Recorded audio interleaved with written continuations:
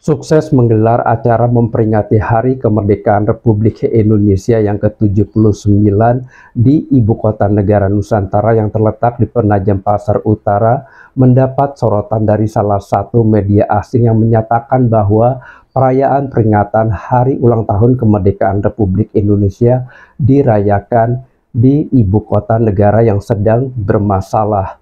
Tentunya hal ini menjadi tantangan besar bagi bangsa dan negara Indonesia untuk tetap menunjukkan kepada dunia bahwa pembangunan Ibu Kota Negara Nusantara tetap menjadi prioritas utama untuk memindahkan Ibu Kota Negara Republik Indonesia dari daerah khusus Jakarta ke Ibu Kota Negara Nusantara yang terletak di Penajam Pasar Utara demi kemajuan bangsa dan rakyat Indonesia di kemudian hari.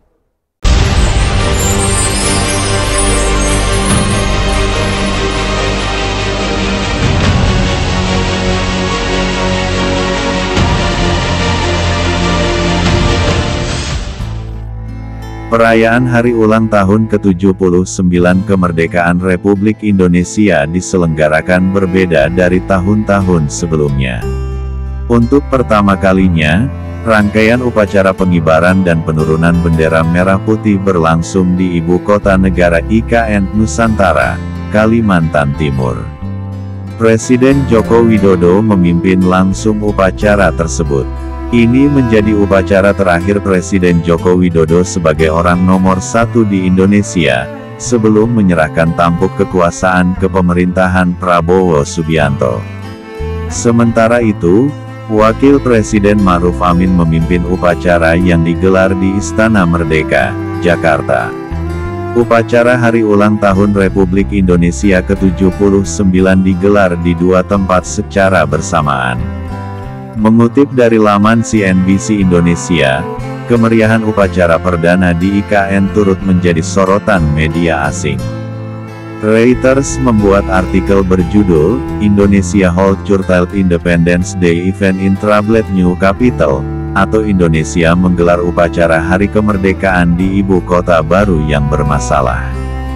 Dalam laporannya, Reuters mengatakan upacara di IKN berskala kecil, sebab kota baru tersebut masih dalam tahap pembangunan. Selain itu, Reuters juga belak-belakan menyebut pembangunan IKN dilanda masalah penundaan. Reuters menyebut proyek IKN mengalami penundaan konstruksi dan kekurangan pendanaan imbas dari pandemi COVID-19 yang menyebabkan investasi asing seret. Pengunduran diri para pemimpin proyek IKN juga dibahas dalam laporan tersebut.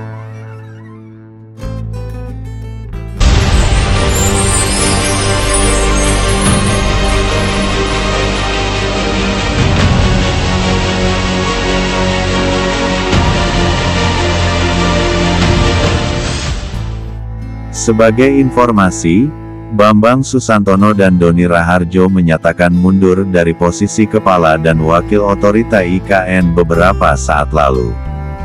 Gelaran upacara Hari Ulang Tahun Kemerdekaan Republik Indonesia ke-79 Indonesia dari penjajahan Jepang yang berakhir pada 1945 dihadiri 1.300 tamu, berkurang dari rencana awal 8.000 tamu. Demikian kutipan dari Reuters, edisi Sabtu, tanggal 17 Agustus tahun 2024.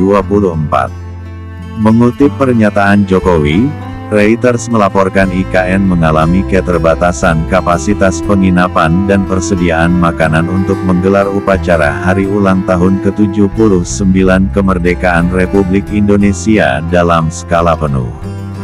Selain tamu-tamu VIP dari berbagai petinggi negara, upacara di IKN juga dihadiri masyarakat setempat dan para pekerja konstruksi. Ibu Kota Negara Nusantara sedang dibangun di kawasan hutan di sisi timur Pulau Kalimantan, sekitar 1.200 km (745 mil) dari ibu kota saat ini, Jakarta, di Pulau Jawa.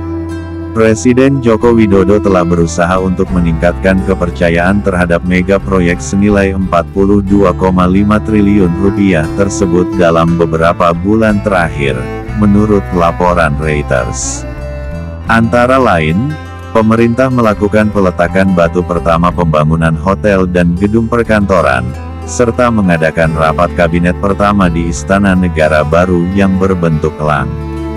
Namun, Presiden Joko Widodo juga mengatakan rencana relokasi ribuan PNS ke IKN bisa ditunda, tergantung kesiapan ibu kota tersebut.